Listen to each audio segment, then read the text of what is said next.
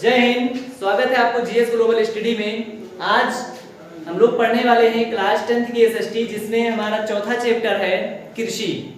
कृषि को आज पढ़ने वाले हैं हम लोग।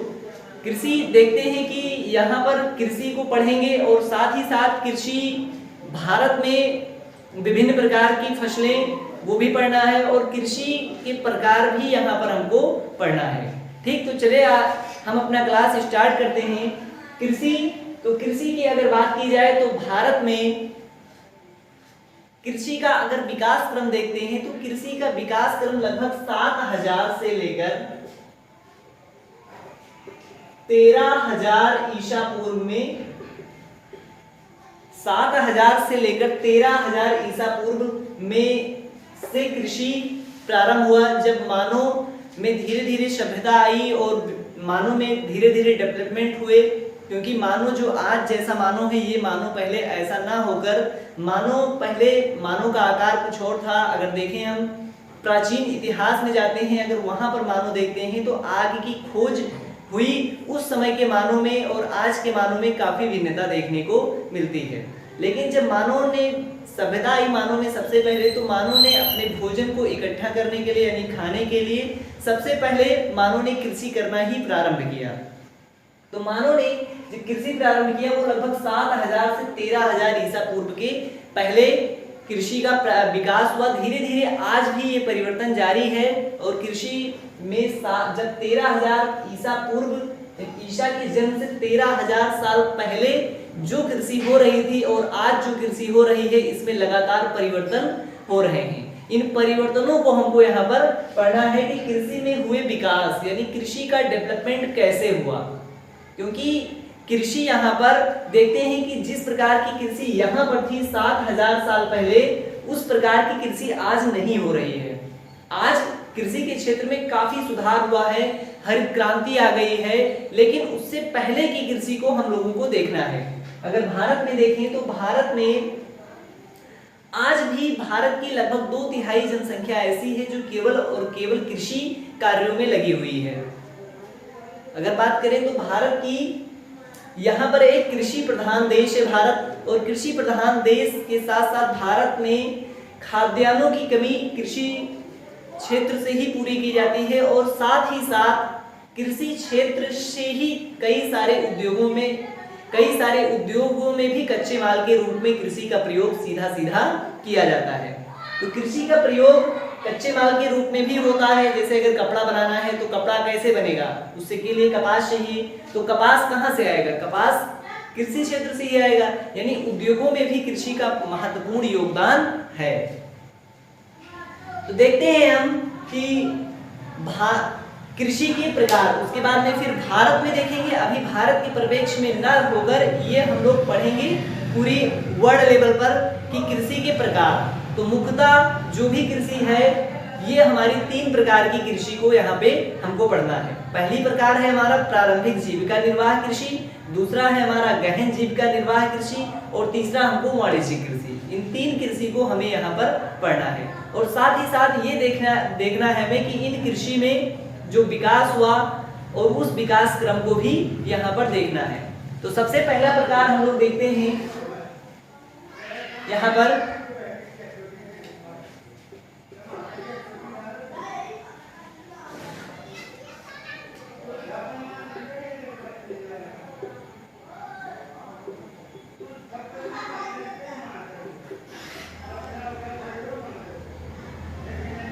प्रारंभिक जीविका निर्वाह कृषि, दूसरा है हमारा गहन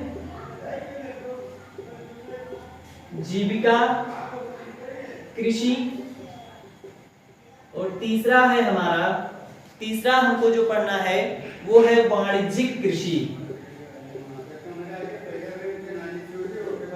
वाणिज्यिक कृषि, बस हमको यहाँ पर कृषि के केवल 3 प्रकार पढ़ना है: प्रारंभिक जीविका निर्वाह कृषि, गहन जीविका निर्वाह कृषि और वाणिज्यिक कृषि। अब इन तीनों प्रकारों को हमको यहाँ पर पढ़ने के बाद में हम सबसे पहले शुरुआत करते हैं प्रारंभिक जीविका निर्वाह कृषि।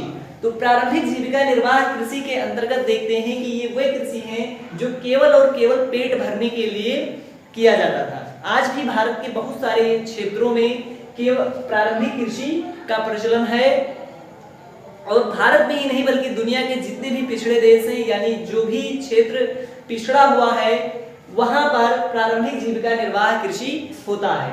प्रारंभिक जीविका निर्वाह कृषि ऐसी कृषि होती है जिसमें ना तो रासायनिक खादों का प्रयोग किया जाता है और ना ही यहाँ पर उन्नतशील बीजों का प्रयोग किया जाता है।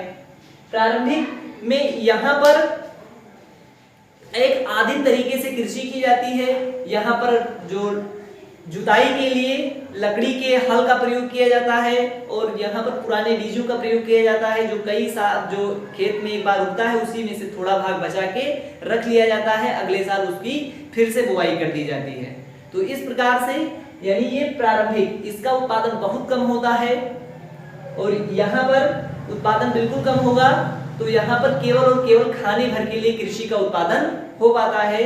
बाकी इसमें परिवार का अगर भरण पोषण हो जाए तो ही यहाँ पर इस कृषि की में बहुत बड़ी बात है, क्योंकि ये कृषि से यहाँ पर स्टोर करने के लिए या फिर ज्यादा उत्पादन होता ही नहीं है, केवल खाने भर के लिए होता है। तो जो प्रारंभिक जीविका निर्वाह कृषि है, इन कृषि में यहाँ पर क्वेश्चन आते हैं, बोर्ड एग्जाम में कई बार आए हैं और लगातार इसमें से क्वेश्चन आते भी हैं। जो ये कृषि वाला चैप्टर है, इस कृषि से हर साल यहाँ से 3-4 क्वेश्चन आते हैं। दो क्वेश्चन तो लगभग टिक करने वाले में आते हैं और इसमें 5 नंबर में भी लिखने वाले में भी यहाँ पर क्वेश्चन आते हैं। तो 1 नंबर वाला जो क्वेश्चन आता है वो सबसे ज्यादा पूछता है प्रारंभिक जीविका निर्वाह कृषि से, क्योंकि प्रारंभिक जीविका निर्वाह कृषि ये एक ऐसे क्षेत्र डेवलप करता है, यानी प्रारंभिक जीविका की इसको अन्य नामों से भी जानते हैं, जैसे कर्तन दहन कृषि या झूमिंग कृषि।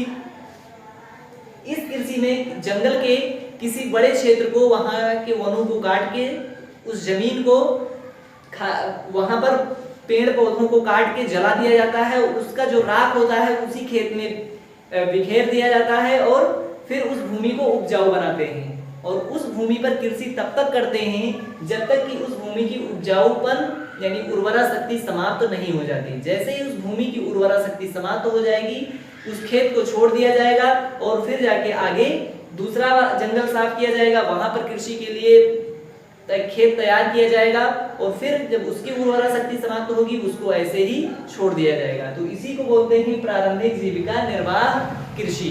ये आज भी भारत के कई सारे जो पिछड़े क्षेत्र हैं, पिछड़े प्रदेश हैं, वहां पर ये अभी भी ये प्रचलित में है और भारत में ही नहीं बल्कि दुनिया के जो भी पिछड़े क्षेत्र हैं वहां पर ये कृषि, इस प्रकार की कृषि का प्रचलन अभी भी है। तो सबसे पहले देखते हैं कि प्रारंभिक जीविका निर्वाह कृषि को अन्य देशों में किन किन नामों से इसे जाना जाता है। क्योंकि अगर भारत में बात करें या तो इसे प्रारंभिक जीविका निर्वाह कृषि कहते हैं, लेकिन विश्व में अगर इसको विश्व स्तर पर देखें तो इसके अन्य नामों से जानते हैं, जैसे मैक्सिको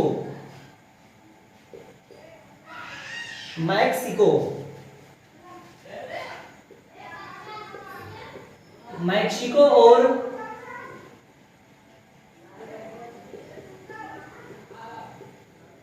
मध्य अमेरिका, मैक्सिको और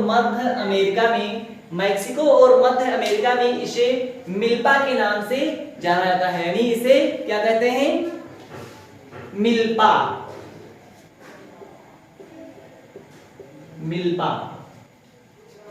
प्रारंभिक जीविका निर्वाह कृषि को अमेरिका में किस नाम से जाना जाता है? तो प्रारंभिक जीविका निर्वाह कृषि को मैक्सिको और मध्य अमेरिका में मिल्पा के नाम से जानते हैं। ठीक, 1 नंबर पे क्वेश्चन ऐसे बनते हैं, ऑप्शन दिया रहेगा, 4 ऑप्शन रहेगा, उसमें मिल्पा रहेगा। उसने ये लिखा होगा कि प्रारंभिक जीविका निर्वाह कृषि में, यहाँ पर कई सारे क्वेश्चन बन सकते हैं। एक क्वेश्चन ये हो सकता है कि प्रारंभिक जीविका निर्वाह कृषि को कहां पर मिल्पा के नाम से जानते हैं, एक क्वेश्चन ये हो गया। दूसरा क्वेश्चन यहाँ पर ये बन सकता है कि अमेरिका में प्रारंभिक जीविका निर्वाह कृषि को किस अन्य नाम से जानते हैं। तो क्वेश्चन रटेंगे तो बहुत ढेर सारा रटना पड़ेगा, इसलिए तथ्य को समझते हुए यहाँ पर पढ़ो तो क्वेश्चन रटना नहीं पड़ेगा बल्कि ऐसे याद होता चला जाएगा। तो यहाँ पर मैक्सिको और मध्य अमेरिका में इसे मिल्पा कहते हैं उसके बाद में वेनेजुएला में इसे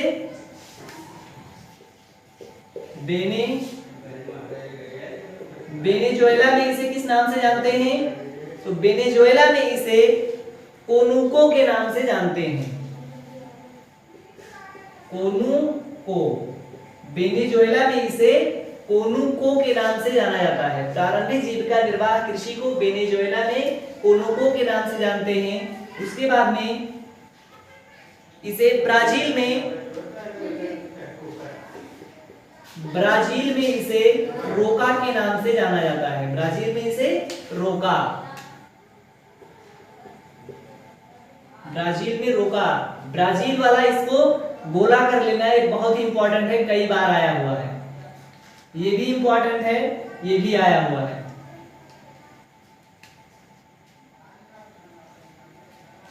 मध्य अफ्रीका में इसे किस नाम से जानते हैं? तो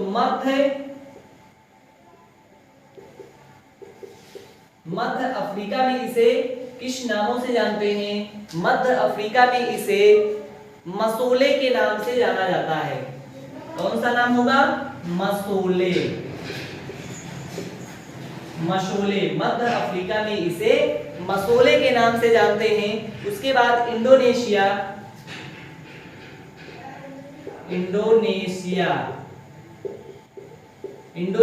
में इसे किस नामों से जानते हैं? तो इंडोनेशिया में इसे लदांग के नाम से जाना जाता है। और लास्ट में एक है वियतनाम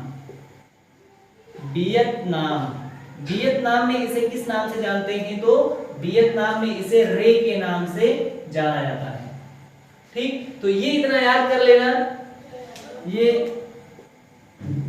रेड वाला इसको ध्यान दे देना थोड़ा सा, क्योंकि ये भी आया है कई बार, ये भी आया है और ये भी आए हैं सारे, लेकिन इसमें जो सबसे ज्यादा बार आए हैं वो वियतनाम, ब्राजील और मैक्सिको, मध्य अमेरिका।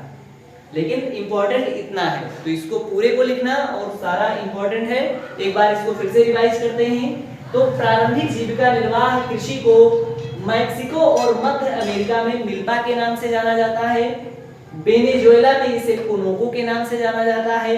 ब्राजील में इसे रोका के नाम से जानते हैं और मध्य अफ्रीका में इसे मसोले के नाम से जाना जाता है। इंडोनेशिया में इसे लदांग के नाम से जानते हैं और वियतनाम में रे के नाम से जाना जाता है। ठीक, अगर इसको याद रखने का ट्रिक है तो ये है मैक्सिको, मध्य अमेरिका, यानी मां से मैक्सिको, मां से मध्य अमेरिका, मां से मिल्पा। ठीक, उसके बाद वेनेजुएला कोनोको, दोनों का नाम थोड़ा अजीब है। वेनेजुएला जैसे है उसी प्रकार से कोनोको, वेनेजुएला कोनोको। ब्राजील, तो ब्राजील रोका, ब्राजील मतलब रोका। उसके बाद मध्य अफ्रीका मतलब मसोले। मध्य अफ्रीका में है छोले, वहां के बड़े मशहूर हैं मसोले, तो मध्य अफ्रीका में मसोले। इंडोनेशिया में लद्दांग। उसके बाद वियतनाम रे। ठीक, तो इसको एक बार ऐसे रिवाइज कर लेंगे, बहुत इंपॉर्टेंट है, कई बार आया हुआ है। उसके बाद देखते हैं अब जो अगला है हमारा कि प्रारंभिक जीविका निर्वाह कृषि को भारत में किन नामों से जाना जाता है, क्योंकि ये भारत के प्रवेश में भी कई बार पूछा है और इस चैप्टर में ये बहुत इंपॉर्टेंट है, कई बार आया हुआ है। तो देखते हैं, इसको मिटाते हैं और उसके बाद फिर देखते हैं कि भारत में अलग अलग क्षेत्रों में प्रारंभिक जीविका निर्वाह कृषि को किन किन नामों से जानते हैं। तो सबसे पहले मध्य प्रदेश, अगर भारत में देखें, भारत में सबसे पहले मध्य प्रदेश यानी एमपी, शॉर्टकट लिखे हैं मध्य प्रदेश। तो मध्य प्रदेश में इसे बेबर या दहिया,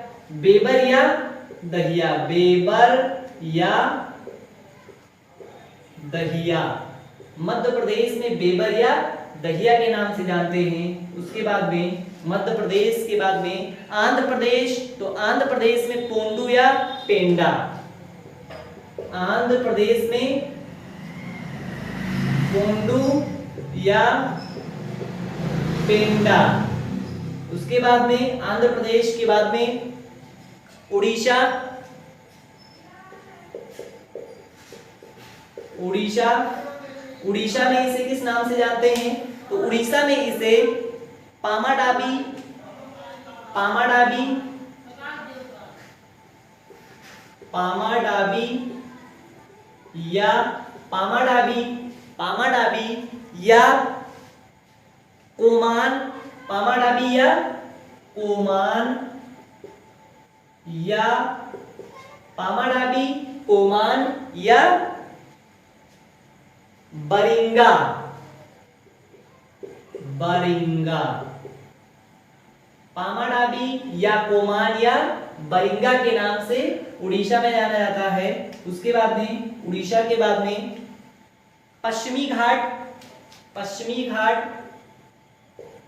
पश्चिमी घाट। अच्छा, पश्चिमी घाट अगर याद ना हो तो भारत का ये वाला मैप देखना, जब मैप बताए थे, यानी तो पश्चिमी घाट कौन सा है? ये है पश्चिमी घाट, यानी अरब सागर, अरब सागर है ये, अरब सागर की इधर क्या है? पश्चिमी घाट है, पश्चिमी घाट। और इधर क्या है? इधर है बंगाल की खाड़ी, बे ऑफ बंगाल। तो बंगाल की खाड़ी इधर है, तो इधर क्या होगा? इधर है पूर्वी घाट, क्या है?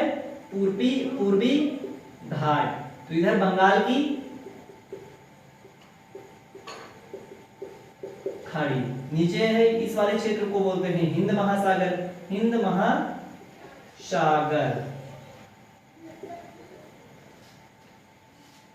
अरब सागर, बंगाल की खाड़ी, हिंद महासागर। तो अरब सागर वाले क्षेत्र को इस वाले यानी अरब सागर के जो इधर तटीय क्षेत्र है इसको बोलते हैं, भारत की ये पश्चिम में है तो इसलिए इसको पश्चिमी घाट, भारत की ये पूर्व में है तो इसलिए इसको पूर्वी घाट के नाम से जानते हैं। तो इस वाले क्षेत्र में, इस वाले पश्चिमी घाट में, इधर पश्चिमी घाट में इसे किस नाम से जानते हैं ये देखना है। तो पश्चिमी घाट में इसे कुमारी के नाम से जाना जाता है, कुमारी। अभी जैसे अगर भारत का सबसे दक्षिणतम बिंदु देखें, भारत की मुख्य भूमि की सबसे दक्षिणतम बिंदु तो कन्याकुमारी है, और भारत की सबसे दक्षिणतम बिंदु तो वो है इंदिरा पॉइंट। जैसे तो भारत के मुख्य भूमि की जो सबसे दक्षिणतम बिंदु है वो है कन्याकुमारी। तो उसी आधार पे पश्चिमी घाट के किनारे वाले क्षेत्र को बोलते हैं कुमारी। प्रारंभिक जीविका निर्वाह कृषि को पश्चिमी घाट पर किस नाम से जानते हैं? एक नंबर में ऐसे क्वेश्चन बनेगा, तो वो होगा सही ऑप्शन कुमारी, जो ऑप्शन बी पे रहता है ज्यादातर। ऑप्शन बी तुक्का मत मारना, तो वैसे बता रहे हैं। लेकिन उसके बाद में पश्चिमी घाट, फिर दक्षिण पूर्वी राजस्थान में, दक्षिण पूर्वी राजस्थान में, दक्षिणी पूर्वी राजस्थान में, दक्षिणी पूर्वी राजस्थान में इसे वालरे या वाल्टरे के नाम से जानते हैं। वालरे, वालरे या वाल्टरे, वालरे या वाल्टरे, वाल्टरे, वालरे या वाल्टरे के नाम से दक्षिण पूर्वी राजस्थान में जानते हैं इसे। उसके बाद में हिमालय में, यानी हिमालयन जो क्षेत्र है, हिमालय वाला क्षेत्र है, हिमालयन क्षेत्र, तो हिमालयन क्षेत्र में इसे खिल के नाम से जाना जाता है। क्या? खिल। उसके बाद में झारखंड में,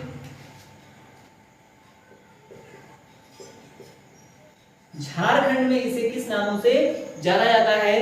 तो झारखंड में इसे कुरुआ, झारखंड में इसे कुरुआ, झारखंड में इसे कुरुआ के नाम से जानते हैं। और लास्ट में हमारा है उत्तर पूर्वी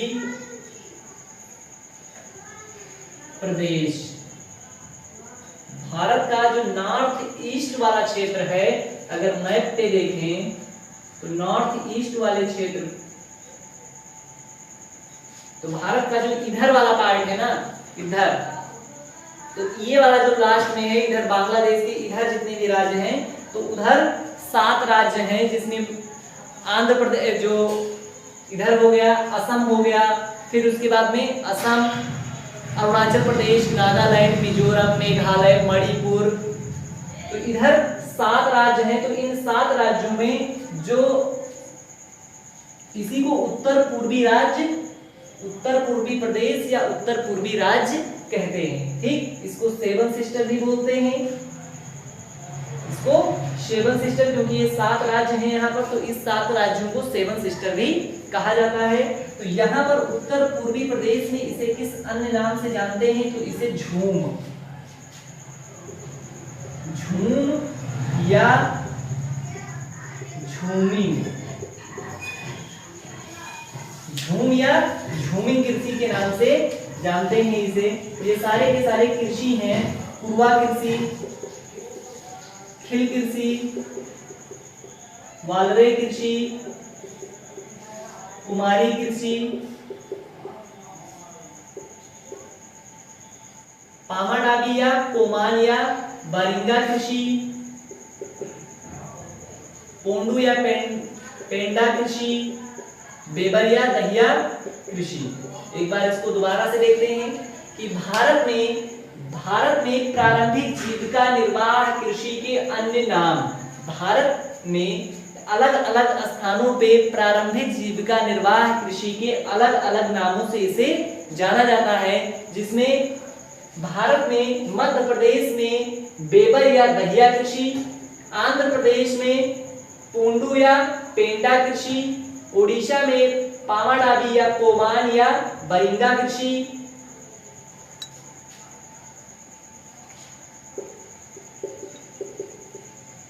पश्चिमी घाट पे कुमारी कृषि, दक्षिण पूर्वी राजस्थान में वालरे या वाल्डरे कृषि, हिमालयन क्षेत्र में खिल कृषि, झारखंड में कुरवा कृषि, उत्तर पूर्वी प्रदेश में झूम या झूमिंग कृषि। उसके बाद में अब यहाँ पर कुछ इंपॉर्टेंट है जिसपे हम गोला बना रहे हैं, इसको पहले याद करना, बाकी याद तो सारा करना है, लेकिन ये बहुत इंपॉर्टेंट है। 8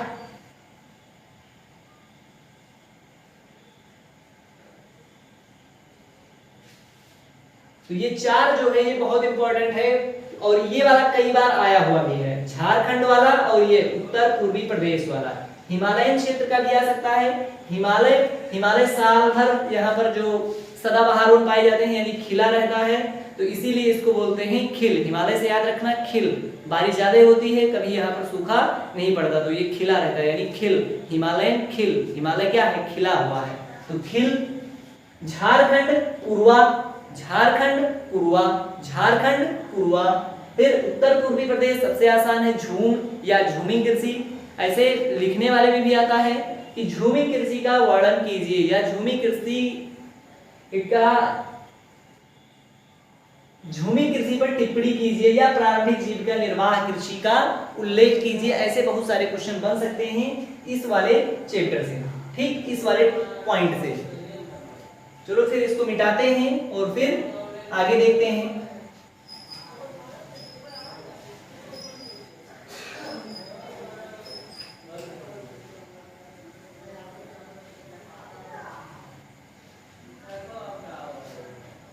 यहाँ पर हम छोड़ कुछ भी नहीं रहे हैं, पूरा एनसीईआरटी कवर करने का प्रयास करते हैं, और साथ ही साथ जो भी इस टॉपिक से रिलेटेड है उन सारी छोटी छोटी चीजों को भी यहाँ पर बताने का प्रयास करते हैं। बस आप लोगों का काम ये है कि इन सारी चीजों को एक नोट्स में लिखते हुए चलो, क्योंकि लास्ट में एग्जाम टाइम में किताब बहुत मोटी हो जाएगी, उसको रिवीजन नहीं कर पाएंगे। रिवीजन के लिए अपना स्वयं का नोट सबसे बेस्ट होता है। नोट से अगर रिवीजन करेंगे तो एक बार में ज्यादा चीजें, कम समय में ज्यादा चीजें पढ़ सकते हैं, क्योंकि किताब को तो 2 दिन में या 3 दिन में पूरा किताब पढ़ना संभव है नहीं, तो उतना नहीं कर सकते। लेकिन अपनी नोट्स जो 30 पेज, 40 पेज, 50 पेज का होगा, उसको 2 दिन में एक बार या 2 बार उसको आराम से आसानी के साथ पढ़ सकते हैं। उसके बाद में अगला आते हैं गहन जीविका कृषि। गहन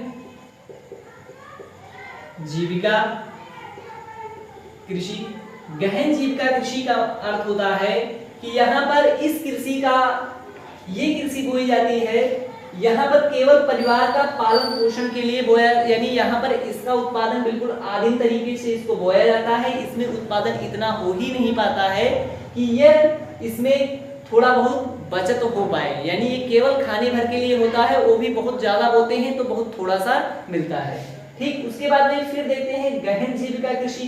गहन जीविका यानी ये हमारे पालन पोषण के लिए पर्याप्त है।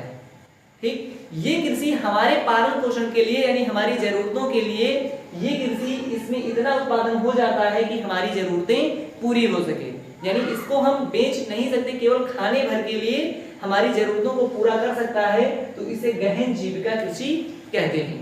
ठीक, तो गहन जीविका कृषि में उत्पादन इतना होगा कि इसमें हमारे जो पालन पोषण या भरण पोषण हो सके इसमें। उसके बाद में हमारा अगला है वाणिज्यिक कृषि। तो प्रारंभिक कृषि के बाद में गहन जीविका।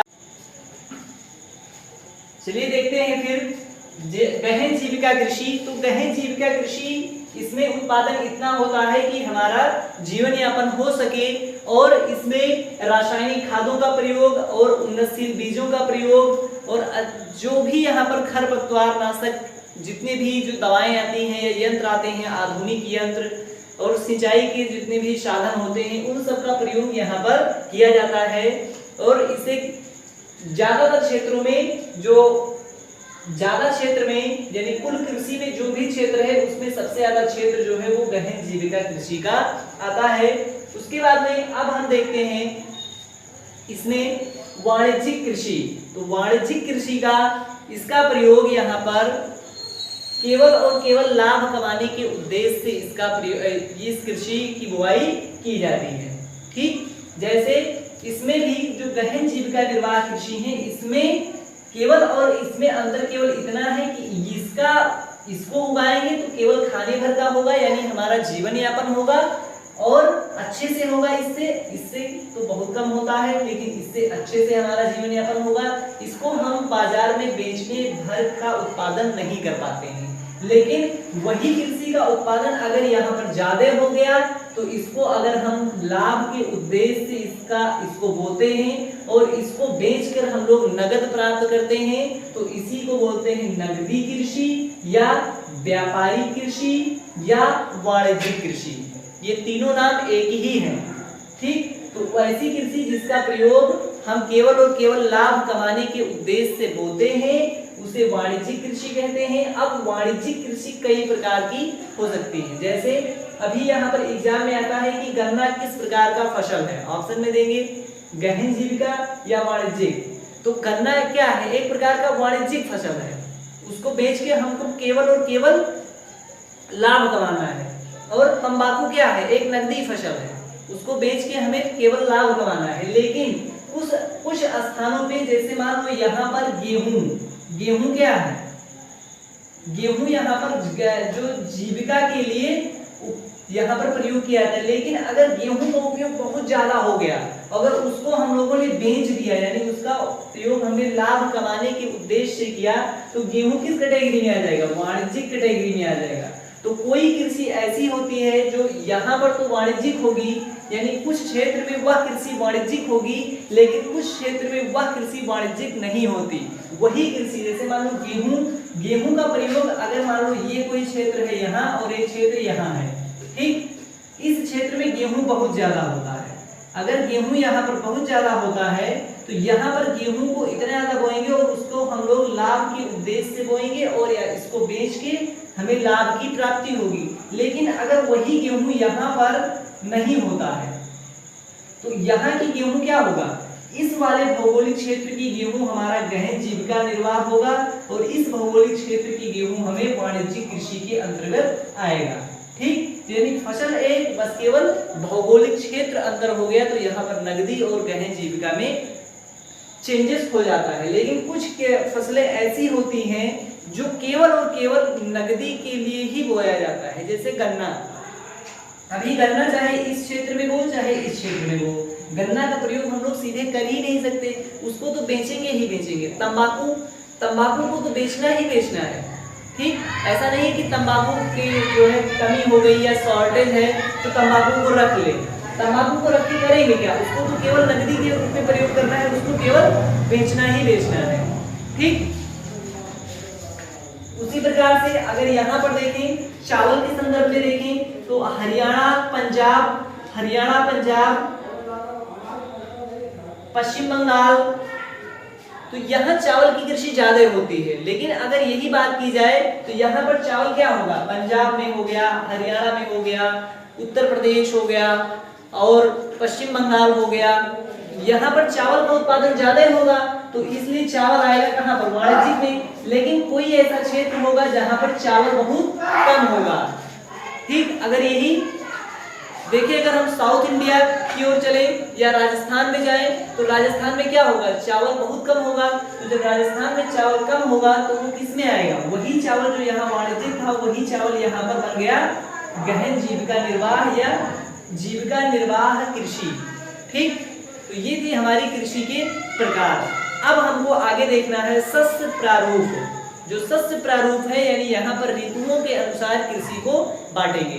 अभी यहाँ पर कृषि को वैसे बांटे थे यानी कृषि के प्रकार थे, ठीक। तो इसके कौन का यहाँ पर बांटे थे, किसका उत्पादन कम होता है, किसका उत्पादन उससे ज्यादा होता है, किसका उत्पादन सबसे ज्यादा होता है। अब हम लोग इसको भी बांटेंगे यहाँ पर ऋतुओं के अनुसार कृषि को, तो इसी को बोलते हैं शस्य प्रारूप। तो भारत के संदर्भ में बांटेंगे शस्य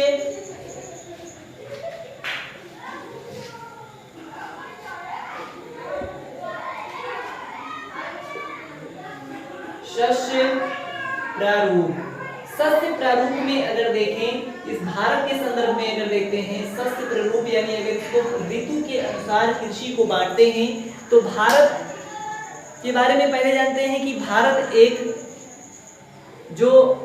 भारत में सांस्कृतिक और भौगोलिक विविधता वाला एक देश है। भारत एक सांस्कृतिक के साथ साथ भौगोलिक विशेष विविधता वाला देश है। विविधता का मतलब होता है यहाँ पर विभिन्न प्रकार की यहाँ पर विविधताएं, यानी अगर भौगोलिक क्षेत्र में देखें तो यहाँ पर उच्चावच यानी सभी प्रकार के मिट्टी ऐसे पाई जाती हैं, या अगर सांस्कृतिक विरासत में देखें तो यहाँ पर सभी प्रकार के धर्म के लोग, सभी भाषा बोलने वाले लोग, यानी सभी यहाँ पर सभी प्रकार की प्रजातियां भारत में पाई जाती हैं। तो अगर देखें भौगोलिक विविधता, तो भारत दुनिया का एक ऐसा देश है जहां पर पूरी दुनिया की जो भौगोलिक विविधताएं हैं वो थोड़ा थोड़ा करके भारत में पाई जाती हैं। वो सारी भौगोलिक विविधताएं जो पूरी दुनिया में एक बड़े बड़े क्षेत्रों में पाई जाती हैं, उसका एक छोटा छोटा रूप करके भारत में वो सारी भौगोलिक विविधताएं भारत में पाई जाती हैं। अगर यही बात करें चट्टानों की यानी पर्वतों की, तो जो दुनिया का सबसे पुराना चट्टान है, आर्कियन क्रम की चट्टानों से लेकर नवीन वलित पर्वतों तक का पर्वत जो पूरी दुनिया में पाए जाते हैं अलग अलग क्षेत्रों में, वो भारत में, केवल भारत में छोटे छोटे क्षेत्रों में करके भारत की भौगोलिक सीमा के अंदर पाए जाते हैं। जो पूरी दुनिया में जो मिट्टी पाई जाती है अलग अलग क्षेत्रों में, वो थोड़ी थोड़ी मिट्टी करके भारत में, केवल भारत में पाई जाती है। यानी अगर पूरी दुनिया को घूमना है तो पूरा भारत को घूम लीजिए, पूरी दुनिया का सैर केवल भारत में ही हो जाएगा। इसीलिए भारत को और उसके कुछ पड़ोसियों को मिला के भारत को उपमहाद्वीप का दर्जा दिया गया है। यानी भारत स्वयं अपने आप में एक महाद्वीप है, यानी उपमहाद्वीप है। छोटा है तो उपमहाद्वीप, अगर ये बहुत बड़ा क्षेत्र होता तो इसको महाद्वीप बोलते, कि भारत अपने आप में एक महाद्वीप है। तो भारत को उपमहाद्वीप की संज्ञा दी गई है क्योंकि यहाँ पर सभी प्रकार की भौगोलिक विविधताओं के साथ साथ सांस्कृतिक विविधताएं भी भारत में पाई जाती हैं। तो भारत में सबसे प्रमुख उसी के अनुसार, यानी जब यहाँ पर जो भौगोलिक विविधता पाई जाएगी तो यहाँ पर जो पूरी दुनिया की जलवायु थोड़ा थोड़ा करके, यानी ठंडी, गर्मी, बरसात, वो तीनों जलवायु भारत में अकेले पाई जाती हैं। दुनिया के कई देश ऐसे हैं जो केवल ठंडी होगा, कुछ जगह ऐसा है जो केवल और केवल गर्मी होगा, कुछ क्षेत्र ऐसे हैं जहाँ पर बारिश और गर्मी बहुत ज्यादा होगा। लेकिन भारत एक ऐसा देश है जहाँ पर ठंडी भी होती है, गर्मी भी होती है और बरसात भी होती है। यानी पूरी दुनिया की जलवायु भारत में अकेले मिल जाएगी। तो उन जलवायु के आधार पे हम पूरी वर्ल्ड का क्यों क्लासिफिकेशन करें, हम अपने भारत में ही इस सबसे प्रतिरूप का क्लासिफिकेशन कर लें, यही पूरा हमें मिल जाएगा। तो अगर षष्ठी प्रतिरूप में देखें तो यहाँ पर फसलों को ऋतुओं के अनुसार इसको 3 भागों में बांटते हैं। इसको एक को बोलते हैं रबी की फसल, यानी रबी फसल, फिर खरीफ फसल और जायद फसल। रबी, खरीफ और जायद। रबी, खरीफ, जायद का मतलब होता है कि ऋतु के अनुसार हम लोग यहाँ पर फसलों को अलग अलग नाम से जानते हैं। ठीक, रबी यानी यहाँ पर याद रखो रबी का फसल, रबी मतलब ठंडी और ये मतलब खरीफ मतलब बरसात और जायद मतलब गर्मी। इससे इसको याद रखो। तो यहाँ पर केवल एक कृषि को यहाँ पर समझ लो जो इसकी इंपॉर्टेंट है, उसके बाद में सारी कृषि यहाँ पर समझ में आएगी और कब बोते हैं ये भी सब समझ में आएगा। तो रबी में बोया जाता है गेहूं, खरीफ में बोया जाता है चावल। अभी इसको रहने दो, अभी इन दोनों के बीच की कड़ी है ये। अच्छा, गेहूं कब बोया जाता है और गेहूं काटा कब जाता है, और साथ ही साथ गेहूं के साथ अन्य फसलें कौन कौन सी फसलें बोई जाती हैं और कब उनकी कटाई होती है, बस यही है रबी की फसलें। बस इतना ही पढ़ना है कि गेहूं की फसलें कब बोई जाती हैं। तो गेहूं की फसलें ये अक्टूबर से दिसंबर के मध्य, यानी सबसे ज्यादा जो उत्तर प्रदेश में या फिर उत्तर भारत में देखें तो यहाँ पर अक्टूबर से लेकर दिसंबर के मध्य में गेहूं की बुआई होती है। यानी रबी की फसलों की बुआई कब होगी, अक्टूबर से लेकर दिसंबर के मध्य में होगी। अगर अक्टूबर से दिसंबर के मध्य में इसकी बुआई होगी, ठीक, तो इसकी कटाई कब होगी, तो इसकी कटाई होगी अक्टूबर से दिसंबर के मध्य में बोया जाएगा। तो ये मार्च से लेकर, इसको मार्च ना कहकर इसको मई से, अप्रैल से लेकर, अप्रैल से मई के मध्य में इसकी कटाई होती है। यानी बुआई होगा अक्टूबर से दिसंबर के मध्य और इसकी कटाई होगा, इस फसल को काटेंगे अप्रैल से मई के मध्य में। ठीक, तो ये हो गया गेहूं। अब गेहूं के साथ और कौन कौन सी फसलें बोई जाती हैं, तो गेहूं के साथ में बोया जाता है ठंडी में जितनी भी फसलें बोई जाती हैं, सरसों हो गया, चना हो गया, मटर हो गया, ये सब कब बोई जाती है, ठंडी में। वो भी गेहूं के साथ, गेहूं एक और बोया जाता है, दूसरे खेत में सरसों भी बो देते हैं। तो जो भी यहाँ पर सारे लोग ग्रामीण क्षेत्र के या कुछ लोग जो ग्रामीण क्षेत्र से जुड़े हुए हैं वो सब जानते होंगे कि गेहूं के साथ कौन कौन सी फसलें हैं। तो ये अक्टूबर से दिसंबर के मध्य बोई जाती है, अप्रैल से मई के बीच में इसकी कटाई होती है। फिर अभी खरीफ। अब खरीफ से ये एक फसल केवल याद रखो, चावल यानी धान की रोपाई कब किया जाता है, तो धान की रोपाई यहाँ पर जून से लेकर और जुलाई, यानी जून जुलाई के मध्य में धान की रोपाई किया जाता है। तो ये कटेगा कब, अभी इसके बोए जाने से पहले कटेगा, यानी ये अक्टूबर में बोया जाता है, तो अक्टूबर से यानी सितंबर से अक्टूबर के मध्य में इसकी कटाई होगा। तो बुआई कब होगा, जून में, जून से जुलाई, यानी जून से जुलाई के मध्य में ये बोया जाएगा और इसकी कटाई कब होगा, अभी यहाँ पर ऐसे याद रखो अक्टूबर में ये बोया जाएगा तो अक्टूबर से पहले इसको काटना पड़ेगा। तो ये कटेगा सितंबर से अक्टूबर के मध्य में इसकी कटाई हो जाएगा। ठीक, अब फिर क्योंकि जून से और मई, इधर देखो अप्रैल मई में ये वाली फसल कट गई, रबी की फसल मई में कट गई, ये इस फसल को बोना है जून में। तो मई के बाद में यानी केवल यहाँ पर एक महीने नहीं, क्योंकि हम लोग गेहूं कब काटते हैं, ये तो मई लास्ट हो गया और यहाँ जून पहले। तो मई को मान लो हम लोगों ने यहाँ पर अप्रैल से मई के मध्य में, मई के शुरुआती वीक में इसको हमने काट लिया और उसके बाद में जून का जो लास्ट वाले वीक में बोए तो यहाँ पर 2 महीने का गैप मिलता है, यानी सभी जगह पे मिलता है 2 से 3 महीने का गैप मिलता है। और इस 2 से 3 महीने के गैप में यहाँ पर इस फसलों को उगाते हैं, जायद की फसल को।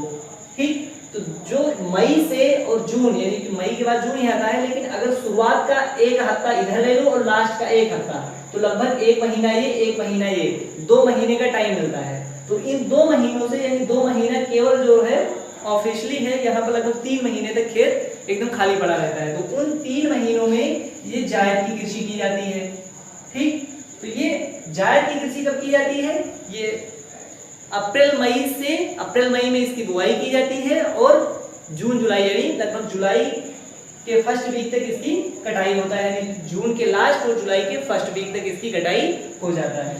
तो इसमें कौन कौन सी फसलें आती हैं? तो इसमें गर्मी में इधर कौन कौन सी फसलें होती हैं? खीरा हो गया, तरबूज हो गया, खरबूजा हो गया और अन्य यहाँ पर साग सब्जियां हो गई। जो सब्जियां उगाई जाती हैं वो गर्मियों में, वो किस में आती हैं? जायद में। अभी जैसे बोलते हैं ना जायद, जायद में खीरा, तरबूज, खरबूजा, काकड़ और ऐसे तमाम प्रकार की सब्जियां जो यहाँ पर इसको उगाया जाता है।